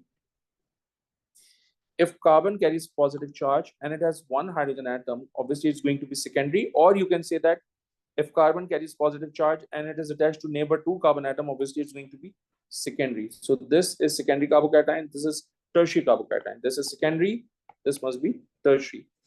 Okay, remove bromine from here. So it's going to be tertiary. remove bromine from here. So obviously it's going to be primary. Okay. Because OH, because carbon carries positive charge. If it has two hydrogen atom, obviously it's going to be primary. Or you can say if carbon carries positive charge and it is attached to one neighbor carbon atom, obviously it's going to be primary. So this is primary carbocation, this is tertiary. My goodness, that's tough. Okay. Remove bromine from here and apply positive charge on it.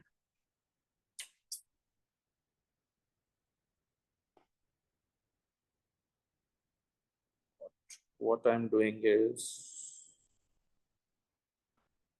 this is positively charged, and again it is secondary carbocation because one hydrogen is attached to the electron deficient carbon.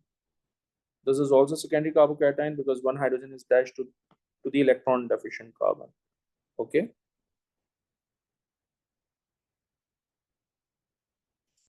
Right. This must be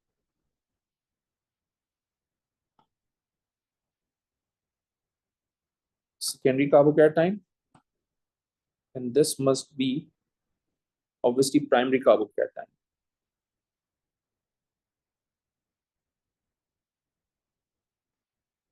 So which one is more stable? Obviously 3 degree is more stable than 1 degree and 2 degree, whereas 2 degree is more stable than 1 degree. So this is 2 degree, 2 degree, this is 2 degree, 1 degree, this is 3 degree, 1 degree, this is 3 degree, 2 degree. So 3 degree and 2 degree is more stable than 3 degree and 1 degree, which means A is going to be the right answer because it is going to be the major product, because you are getting the most stable carbocation in this option. All right. So let's start question number 31. The formulae of the three compounds are shown. It is an aldehyde, it is ketone, and it is alkene because double bond is present between these two carbon atoms, and primary alcohol. Okay. Only one of these compounds will dechlorize bromine water.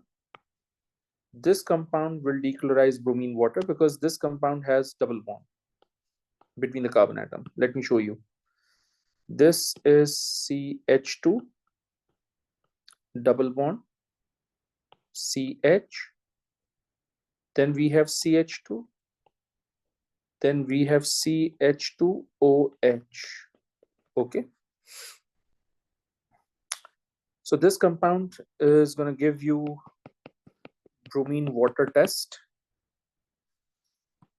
Only one of these compounds will produce a silver mirror with tolerance. This will produce tolerance test, or this will give you tolerance test because it is an aldehyde. So forms a silver mirror with tolerance reagent. Obviously aldehyde is going to be the right answer. This is incorrect. This is also incorrect. So option A and option C are incorrect options. Decolorizes bromine water. So obviously compound contain double bond. This could be the right answer. This could be the right answer. And obviously from my perspective, D is going to be the right option we are looking for, because this compound contain double bond, so it can decolorize bromine water. This compound contain aldehyde, so it can react with tolerance reagent to give us silver mirror. Okay. Question number 32. Which list contain a compound that is not made during the free radical substitution reaction of methane with chlorine? So free radical substitution reaction of methane is a chain reaction, and you will get multiple substitution product in that. You will get CH3Cl, then CH2Cl2, then you will get CHCl3, you will get CCl4. These are the substitution product you will get in the free radical substitution reaction of methane, which we have discussed in the class as well. Okay. Apart from this, from termination,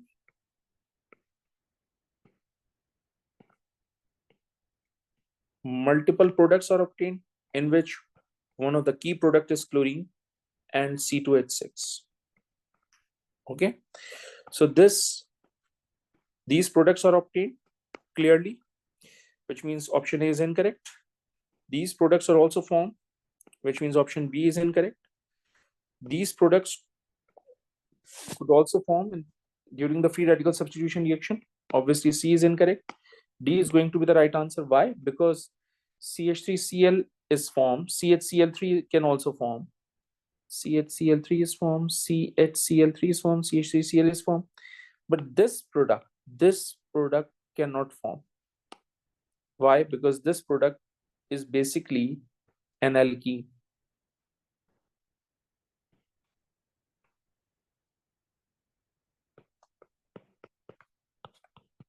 This could be cis or it could be trans. So alkenes are not formed during the free radical substitution reaction of methane, which is why D is going to be the right answer. Next is 33. Propanoic acid can be used to make propene by two-stage synthesis. And we need to make propene by using propanoic acid. Okay. So first of all, we have propanoic acid.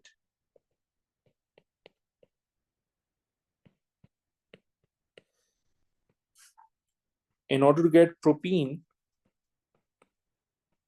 I should get an alcohol functional group, and for that, I will use a stronger reducing agent, that is lithium aluminum hydride, and I'm going to use it in dry ether so that it cannot hydrolyze during the reaction.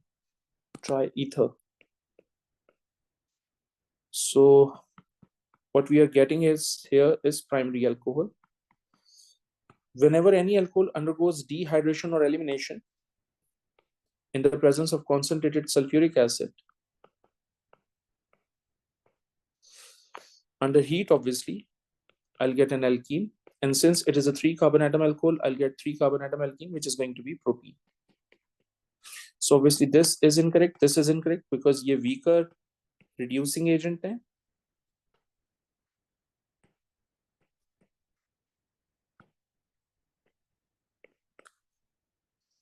And also this is going to be used in elimination reaction. Elimination of alkyl light. So obviously this could be wrong also. So D is incorrect. C is incorrect. Now competition exists between A and B. Obviously I'm going to use lithium aluminum hydride instead of sodium borohydride. And I'm going to use concentrated H2SO4. So obviously A is going to be the right answer because NaOH and ethanol usually involved in the reaction when elimination reaction takes place in alkyl halide. Since there is no alkyl halide in this case, which is why I'm going to ignore this option. Okay. So B is also incorrect. 34. Which alcohol reacts with alkaline aquacidine to produce ethanoethynes? That's a very, very powerful statement. So when ethanol gives positive test of iodoform, that's perfectly fine. But you know, this CH3 will turn to CHI3. That CHI3 will give you iodoform test, whereas this CH2OH will oxidize into methanoic acid, which will later will turn to methanoethynes. If you remember, I hope we have discussed this in class. Examiner is looking for ethanoethynes, which means option A is incorrect. Let's talk about option B. Propane 2-ol, CH3, COH, CH3. This is propane 2-ol. 3-carbon atom is propane. 2-ol means second carbon has OH. And since we have methyl also, so in order to satisfy the valency, this CH3 needs to be attached with this carbon atom. So technically it is a tertiary alcohol, and tertiary alcohol never oxidize.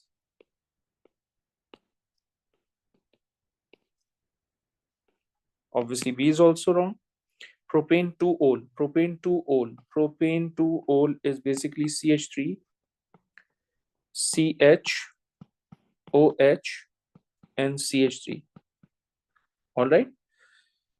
Look, CH3CHOH group is present in this molecule, which means it can give you iodoform test without an issue.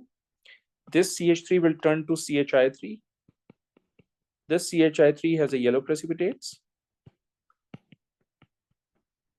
plus CH3 will remain as it is. And this CHOH will oxidize into CWH. And this ethanoic acid, when treated with alkaline alkaline medium, obviously it will turn to salt. And this salt is going to be CH3CW negative. And this salt is called ethanoetines. And that's what the examiner is looking for. And therefore, option C is going to be the correct option.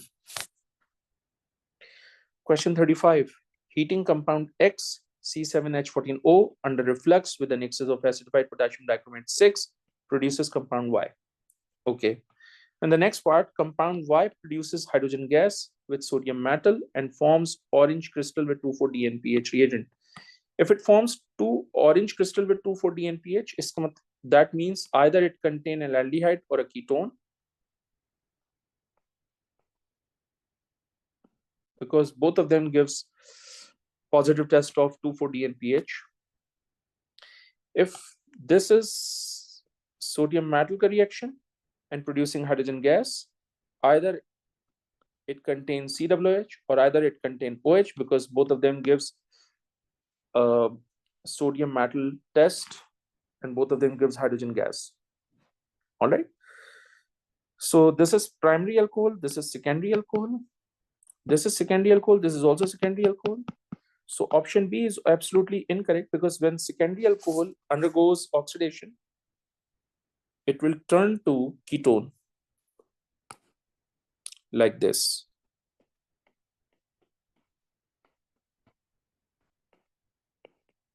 And obviously, if ketone is formed, then this compound Y cannot react with sodium metal and cannot produce hydrogen gas, and which is why option B is incorrect. Okay.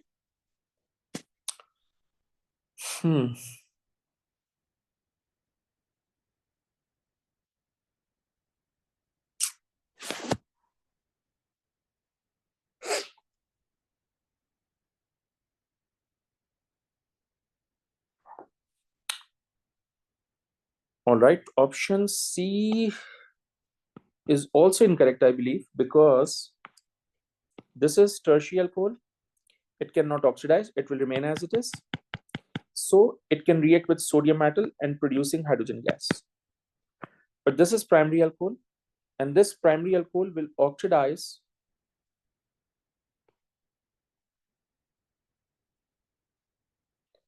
into carboxylic acid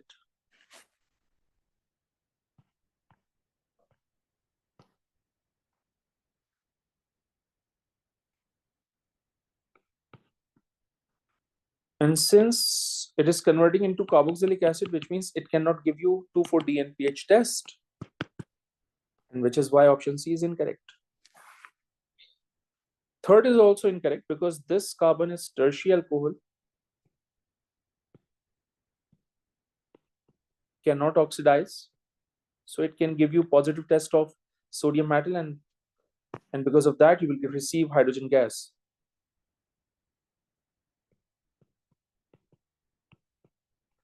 But obviously this is an aldehyde, and we are using excess amount of acidified potassium dichromate 6 under reflux. So under reflux condition, it will turn to carboxylic acid.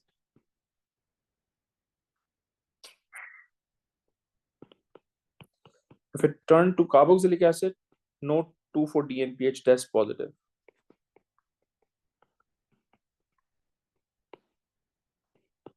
So no 2,4-DNPH test possible, and therefore D is also incorrect. The right answer is going to be an A. Why A is correct? Let's talk about that. Why A is correct? Because this is primary alcohol.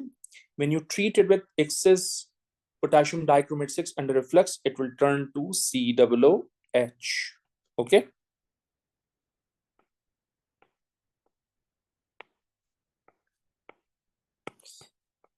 All right.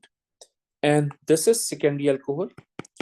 So K2Cr2O7 gives ketone, when treated with secondary alcohol. Obviously, this compound will give sodium metal test and it produces hydrogen gas. And since it is ketone, so it gives 2,4-DNPH test.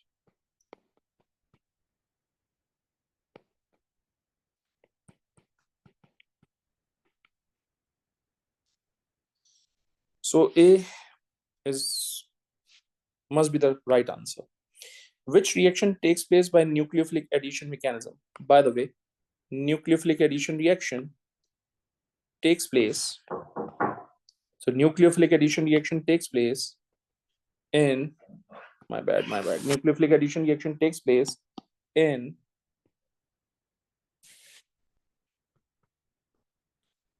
aldehyde and ketone. In other words, carbonyl compounds. So this is propene, cannot react. This is alkyl halide, cannot react. This is methane. Methane always undergoes free radical substitution with chlorine, cannot react. So obviously C is going to be the right answer because propanol is ketone, and ketone reacts with hydrogen cyanide via nucleophilic substitution, via a nucleophilic addition reaction. Okay. Question 37. Oh my goodness. 3 equations are shown. Ethanoic acid reacts with magnesium carbonate so that magnesium ethanoate, carbon dioxide in water is formed. Obviously, this equation is incorrect because this is incorrect. It has to be like this. Magnesium ethanoate has a formula like this. CH3, COO, taken 2, and then magnesium. Okay. When propanoic acid reacts with sodium, it will give you sodium propanoate and hydrogen gas. That's the right equation. When propanoic acid reacts with barium hydroxide, you will get barium propanoate and water. Obviously, barium propanoate is absolutely incorrect option because barium propanoate has to be like this. Okay, it has to be like this. So I must say that third is going to be the wrong option because the formula is incorrect. In the third option, the formula is incorrect. So right answer is going to be C because only second statement is right, second equation is right. Okay.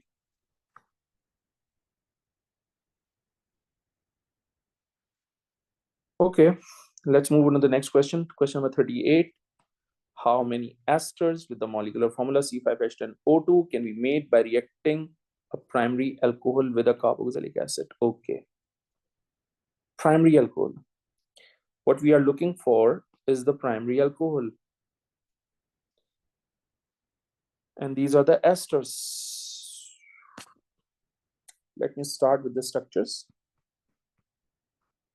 We have 5 carbon atom, CH3, CO, O, CH2, CH2, and this CH3. Check this one. This is primary alcohol. Okay. Second one, CH3, CH2, CO, O, CH2, CH3. So this must be your primary alcohol. Third one, CH3, CH2, CH2, COO, and then CH3. This must be your primary alcohol. Fourth,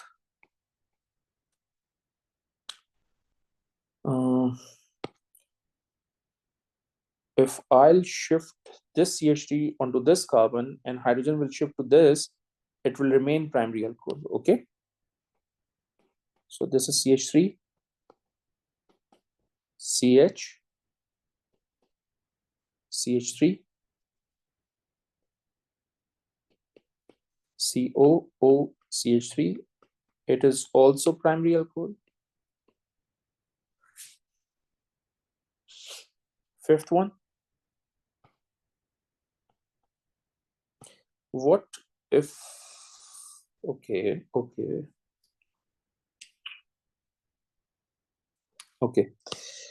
Can we draw like this? HCOO 2 3 4 4, and this one is 5. This is also primary alcohol. And if I'll shift an alkyl group onto this carbon and hydrogen shift onto this, then I'll get another isomer which contain primary alcohol. This is COO CH2 CH CH3, and this is CH3. Again, this is primary alcohol. This is primary alcohol. Okay. Can we shift this alkyl group onto that carbon? No, because if I'll shift this CH3 onto this carbon, obviously it's going to be the secondary alcohol instead of primary. So how many esters we have which will give you primary alcohol? 1, 2, 3, 4, 5, 6. 6. I think 6 is going to be the right answer. Next, the diagram shows ester. It is heated under reflux with an excess of NaOH, which means it is an alkaline hydrolysis.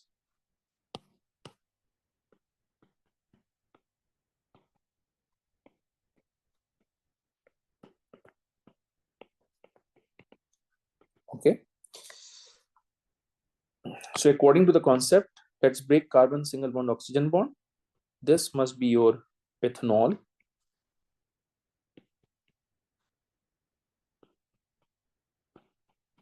So ethanol is here. Ethanol is here. Obviously, this is incorrect. This is incorrect because ethanol are neutral. They cannot react with alkali. So obviously, option A and D are incorrect. Let's talk about option B and C now. Oops, my bad. Option B and D are incorrect options. Let's talk about A and C. So from this, you will get what? 1, 2, 3 propanoic acid.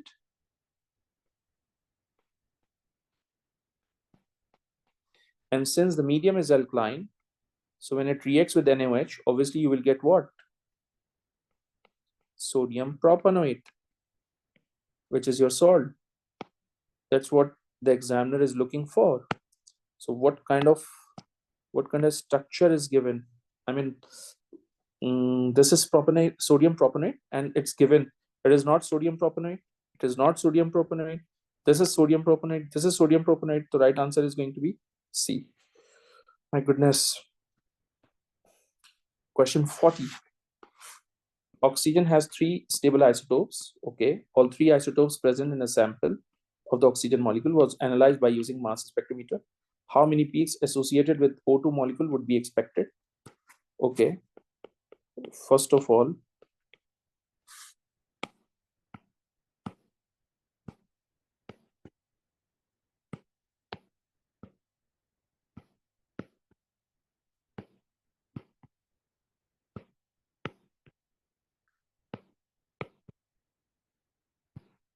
okay, first possibility is that both the oxygen atom must have isotopes of 16. So it's going to be 32. MR is going to be 32 in this case. In the second one, both the oxygen has 17. So MR is going to be 34.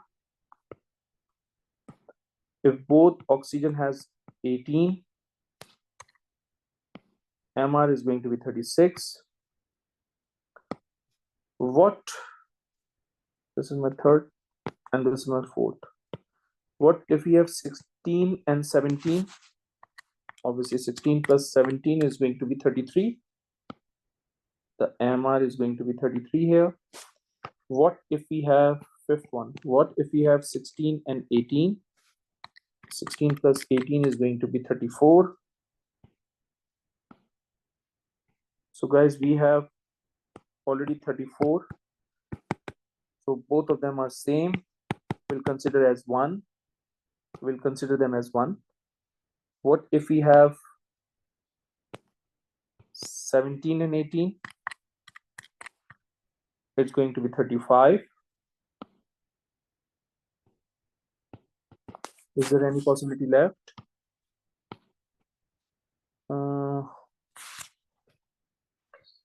16, 16, 16, 17, 17, 18, 18, 16, 18, 16 is here.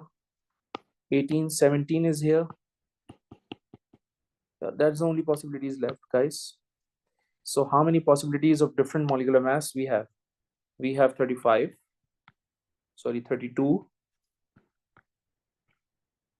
33, 34, 35, and 36. So we have total 5 possibilities, all right, for O2 plus ions in the mass spectrometer. So I believe B is going to be the right answer. Obviously, these two values are same, so I'll consider them as one example. Okay, consider them as one value. I hope it makes sense to you. That's the end of this paper. Thank you very much.